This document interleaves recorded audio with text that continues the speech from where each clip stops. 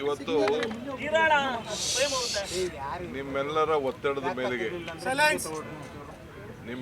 ಒತ್ತಡದ ಮೇರೆಗೆ ನಾವು ಐತಿಹಾಸಿಕವಾದಂಥ ಅಶೋಕ್ ಪಿಲ್ಲರ ಫುಟ್ಪಾತ್ ನೆಲೆ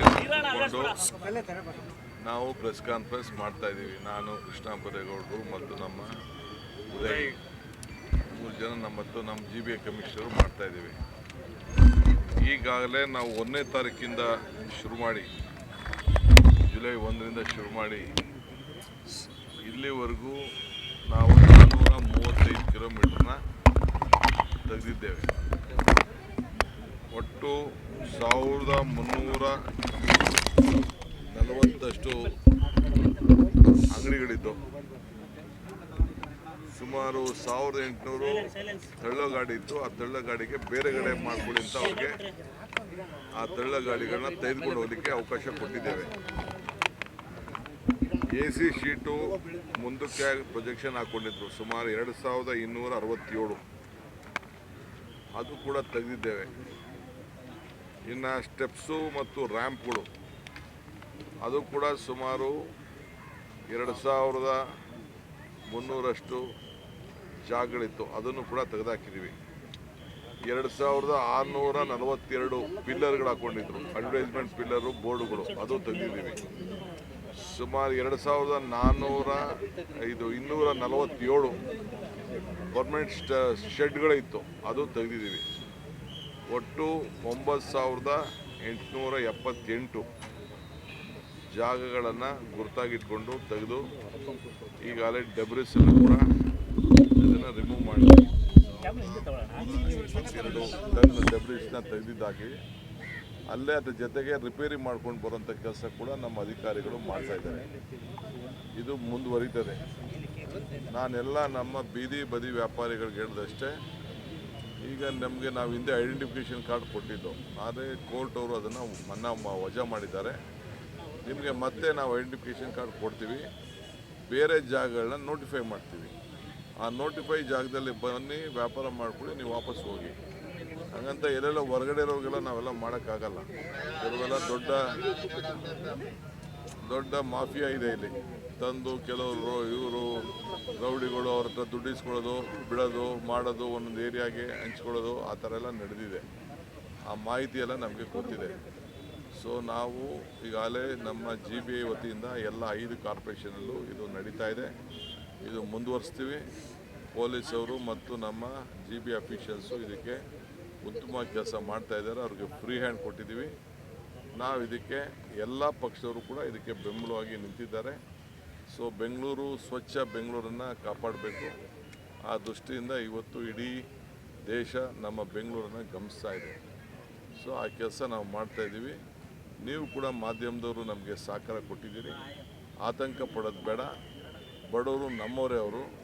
ಆದರೆ ಹಂಗಂತ ಹೇಳಿಕೊಂಡು ಯಾವುದೋ ಜಾಗದಲ್ಲಿ ಹೋಗಿ ಠಿಕಾನೆ ಹೊಡ್ಕೊಂಡು ಕೂತ್ಕೊಳ್ಳೋಕ್ಕಾಗಲ್ಲ. ಸರ್ಕಾರಿ ಜಾಗ ಇರ್ಬೋದು, ಪ್ರೈವೇಟ್ ಜಾಗ ಇರ್ಬೋದು, ಮಾಡೋಕ್ಕಾಗಲ್ಲ.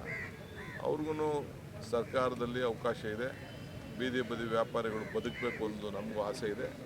ಅವ್ರು ಈಗಾಗಲೇ ನಾವು ಸುಮಾರು ಈಗಾಗಲೇ ನಿಮಗೆ ಗೊತ್ತಿರಬೇಕು, ಈಗ 3 ವರ್ಷದಿಂದ ಸುಮಾರು 900ಕ್ಕೂ ಹೆಚ್ಚು ಸಾವುಗಳು ಇವತ್ತು ಪಾದಚಾರಿಗಳದ್ದು ಇವತ್ತು ಆಗಿದೆ.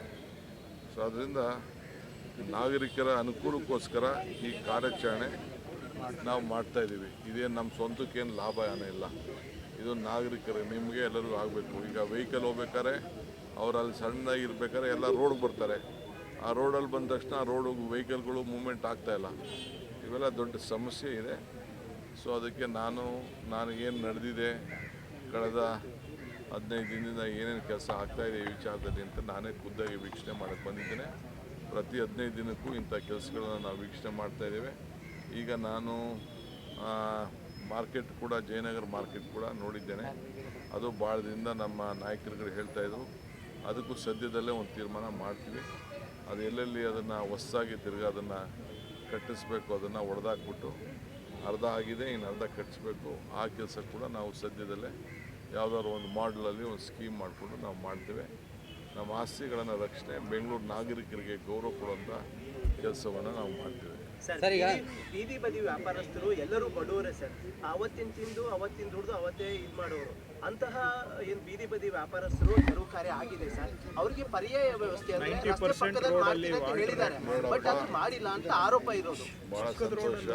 ಆರೋಪ ಮಾಡೋರೆಲ್ಲ ಆರೋಪ ಮಾಡ್ತಾ ಇರ್ಲಿ, ಅವ್ರಿಗೆ ಬೇರೆ ಜಾಗ ನಾವು ಐಡೆಂಟಿಫೈ ಮಾಡಿ ನೋಟಿಫೈ ಮಾಡ್ತೀವಿ. ಪಕ್ಕದ ಜಾಗದಲ್ಲಿ ಜನಕ್ಕೆ ವೆಹಿಕಲ್ ಮೂವ್ಮೆಂಟ್ಗೆ ಆಗಬಾರ್ದು ಅಂತ. ಹಂಗಂತ ಪಕ್ಕದ ಜಾಗ ಅಂತ ಯಾರ್ದೋ ಮನೆ ಮುಂದೆ ಎಲ್ಲ ಹಾಕೊಳಕ್ಕಾಗಲ್ಲ. ಅವ್ರಿಗೂ ಅವ್ರ ಬದುಕನ್ನು ಕಟ್ಕೊಳ್ಬೇಕು. ಮನೆ ಮುಂದೆ ಯಾರು ಇರಬಾರ್ದು ಅನ್ನೋದು ಆ ಮನೆಗಳದ್ದು ಒತ್ತಡ ಎಲ್ಲ ಇದೆ.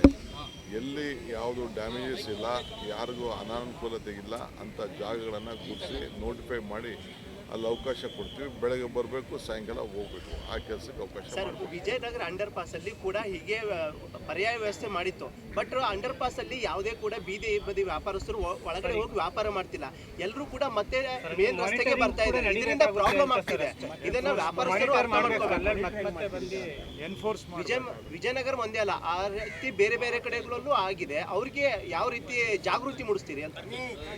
ನಿಮ್ಮ ಸಲಹೆ ಇದೆಯಲ್ಲ, ನಿಮ್ಮ ಸಲಹೆ, ನಿಮ್ಮ ಅನುಭವದ ಜ್ಞಾನ ಭಂಡಾರದಿಂದ ಏನೆಲ್ಲ ಈಚೆ ಬರ್ತಾ ಇದೆ ಮಾತುಗಳು, ಅದಕ್ಕೆಲ್ಲ ಗೌರವ ಕೊಡುವಂಥ ಕೆಲಸ ಮಾಡ್ತಾರೆ.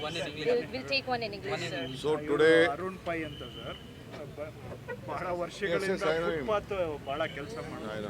Okay. So today we have from last 15 days we have taken a big launch on this cleaning of this footpath in Bangalore. You know, the entire India and the world is looking at Bangalore. We want a safety. I think last 3 years about about more than 900 pedestrians have lost their life because of this menace. So we have decided, and Mr. Krishna Bairegoda has been taken up this responsibility of the Bangalore city. He is doing a great job. The entire government stands committed to it. I have instructed all the Greater Bangalore Authority and the 5 corporation officials to do it. Apart from that, you know, even at the borders of Bangalore also, in the BDA area also, we will take this forward. So already more than about 435 kilometers has been done. I think thousands of shops has been evacuated, and more than about totally 9,878 encroachments has been removed in different capacities. Some are there having their pillars, some are there having their sheds, some are there having their ramps, some are there having their advertisement boards, sheets and all. So tons together, thousands of tons of this material has been removed. At the same time, we are repairing all those places.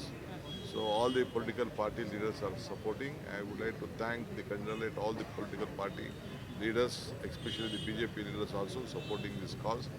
So the residents also are supporting the cause. I thank for all of them. There will be criticism. We are ready to accept the criticism for the betterment of Bangalore. We will see that the poor will be given an alternative place. We will identify a place. We will give them identification card. We will give them full cards. We will give them facilities. They should also grow. We believe in the youth of this youth. We believe in the unemployment people. We believe in the poor section of the people. They should also live, and we should see that the Bangalore also should be very clean. So Bangalore is a cosmopolitan city. So we will all work together. I thank all the media friends also for supporting for this great cause.